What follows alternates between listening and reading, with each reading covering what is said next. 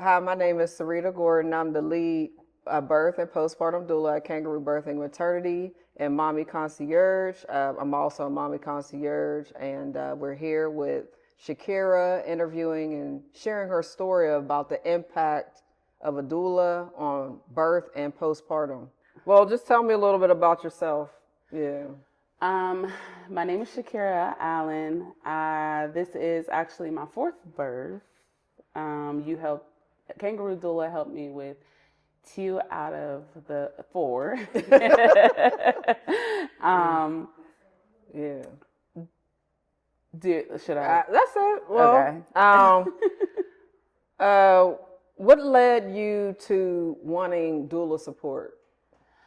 So I ran into a lot of difficulties dealing with like the medical institutions that I went to, and it made me really fearful to kind of go through that by myself. Even though like I have my spouse and the support of like my mom and things like that, having the comfort of someone who's actually like in the know of childbirth and how that process goes, the hospital layout and things like that, having someone there who is fully aware of all of those things was comforting. Because we know, like, as African American women, we are definitely mistreated when it comes to healthcare. That's right. And when I had my daughter, I feel like I had an experience that I did not like at all. So I didn't want to move forward in another birth without having a doula. You don't have to get too deep, but can you share small details that you experienced with your daughter in her birth? In her birth, yeah. Well, yeah, I experienced kind of some mistreatment with my first child, which was a boy, who has now passed away. But my mistreatment with him is I was considered to be to have high blood pressure. And when I went into labor with him, my blood pressure spiked to like stroke level. And so they gave me this medication. I can't even recall the name right now, but they gave me this medication and it like made me so loopy. Like I couldn't even hold him like after I birthed him.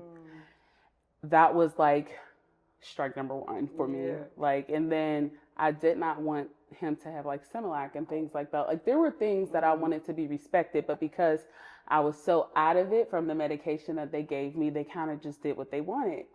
And so by them giving him like Similac and stuff like that, that caused him to be in the NICU for a week. And that was my first birth. So that was traumatic. I feel like I received like a lot of trauma that was unnecessary and scarred me and gave me like a level of anxiety that I can never reverse. I know. When it comes to childbirth. No one wants their baby in the NICU. And that was my first baby. I didn't know what was going on and stuff like that. Right. And that was my introduction to motherhood. So when I lost him, the week of his funeral, I found out that I was pregnant with my second child, which is my daughter. Wow. And I was just going through like a whirlwind of things. Like I didn't know how to feel. Like I couldn't be sad because I didn't want to lose the pregnancy. And then I didn't know if I wanted to be happy because once the baby was here, I didn't know what I would go through or what emotions or how I would like withstand those type of traumas that come along with having a new baby after just losing one to something I don't even know. Yeah. And when it came to me giving birth, it was during COVID. So I couldn't have the support that I needed around me. Right. Thank God there was like a lady, her name was Lauren. Was she a nurse? Or? No, she was like one of the hospital directors. But Lauren actually, she was like heaven sent. She allowed for my mother to be there for that birth. Oh. So I was able to have 2 support people. And during the time of COVID, you were only allowed to have 1. Yeah. So I'm like, I am not doing this without somebody else being here. But she made it happen, and my mother was able to be there. But they kind of like rushed through everything, and I didn't really know what was going on. Like, and I didn't have anybody to speak up for what I wanted to happen with my daughter. And my mom, she's not medically trained. Yeah. So she didn't really know what to tell them. And it was just like, this is the last time that I'm going to experience this. I need a change. And that's when my home visiting nurse told me about your program. And I'm like, well, I'll consider it. If I ever have another baby, then boom, I had another baby. Did you know what a doula was? No, I really didn't. I didn't know what a doula was. I never heard of like a doula program or anything like that. So when she was telling me about it, I definitely was intrigued. I'm like, oh, okay. They come to your home? They do your laundry? Not my laundry. I might not need them to do my laundry. But right. I can have a cooked meal. Yeah. That's what's But up. it was nice because I feel like husbands don't support you the way you need to be supported. So having a doula was just like amazing. It was a new experience. I'm like, it felt like a nanny. I felt like I was rich, like, and I can afford a nanny. You felt rich. That's a good one. You felt rich. That's what's up. Like, just for a couple weeks. Because it makes you feel like you're seen and you're heard and you're cared for. And that's what I try to explain in so many words. And And just like the transitions you go through during pregnancy and after pregnancy, nobody listens. No. Or you're judged. You're made to feel like, oh, it's the pregnancy or it's the emotions, your hormones. And, you know, with your services, it was just like, no, I hear you. I feel you. And I'm like, thank you.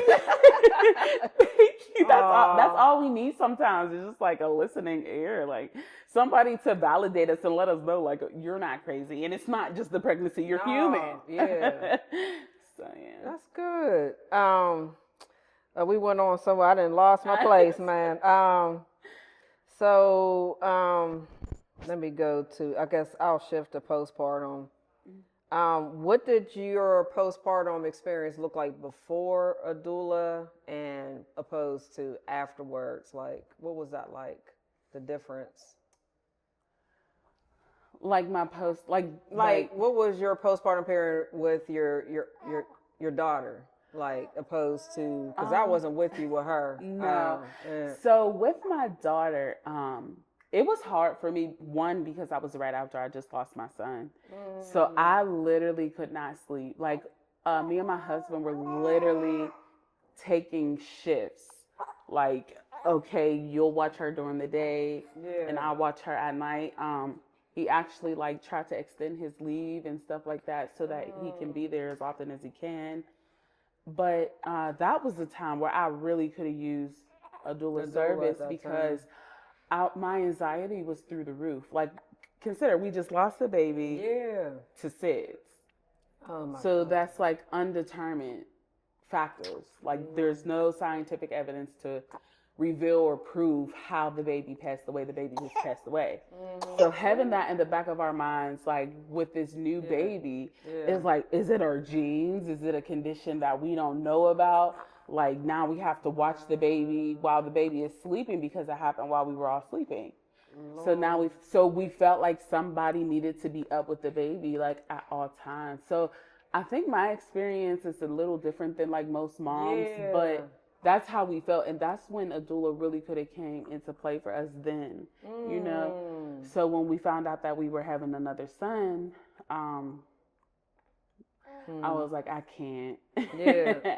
I need something different this time. And I had said that to our home visiting nurse. And that's when she told us about, you know, your services.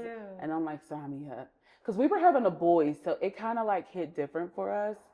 And I don't know, but I just had like an overwhelming sense of anxiety. And I'm like, I don't know if I could do it. but when she told us about the program and then you reached out, I was like, okay, okay. Yeah. That's I what's could breathe up. a little. Yeah. Oh my God, I can't even, like, when you share that, I immediately think about, because even when I had my youngest, like, you always checking it to see if they're breathing in the middle of the night. I couldn't imagine going from that and then you had another one and then the level of anxiety of, like, are they breathing? Are they breathing? Are they breathing? I think like as a new mom, that's not something you really Yeah. worry about Yeah. until you have to worry about it. Too. And like now, it doesn't matter how many births I have. Yeah. It's still in still you. just So I feel like I would never be able to have a baby without having a doula again. Like, because the help, the conversation, like everything is just like everything you need during that time. And I feel like everything fell in line, like at the right time that I needed it. Wow. Yeah. Wow. Wow. Okay. Okay. We're going into the meals and stuff. So, what difference did having access to like nourishing foods and healing in your daily routine with the produce and the meal delivery? How did that make a difference? Because we don't feel like doing anything. We don't feel like doing nothing.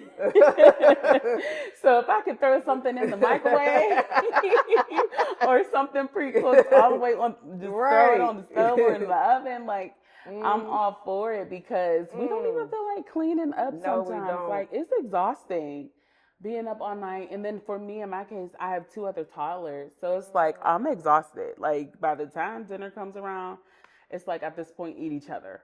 Yeah. Like I don't feel like cooking a thing. You eat her and he'll eat you. Just leave my baby. But no, like so those meals come in handy because you just don't have the strength to do anything. Like you barely have the strength to get up and just wash yourself, self-care. Like so when you have those pre-cooked meals and stuff, like they really do help. Okay. What would your experience would have been or life without this access to this type of support? Like, what? I'm not sure. I think I would have just been super anxious. And I think that me and my husband probably would have been at a level of like instability emotionally and just everything because we would be so overwhelmed. Yeah. Especially with me, like if I didn't have the outlet to speak to you and be like, am I normal? Is this normal? And you know, just that validation to be like, it's normal. Yeah. Like this is what I'm going through, you know, for you to even just open up and then share your my world story to me. Yeah. You know, like sometimes as women, we just need that. We just need to know like we're not the only ones. And sometimes it can feel like that when you're going through things or when you're giving birth to a child. Even if you have spousal support, it's still not everything you need. So I say that all the time. It's really not. Like sometimes you enough. Just need an army of people pouring love into you. And I think that's what you did, like for me at least. So in closing, just fill in the blank. Every mother deserves the world, everything. Anything she asks for, give it to her. Childbirth is not easy, and we brought everybody in this world. Women birthed you. Yeah. We deserve anything and everything, seriously. Amen. But support, women deserve support. It doesn't matter where you come from, what background, what race, ethnicity you are. Like, you deserve support, you deserve love, you deserve an army.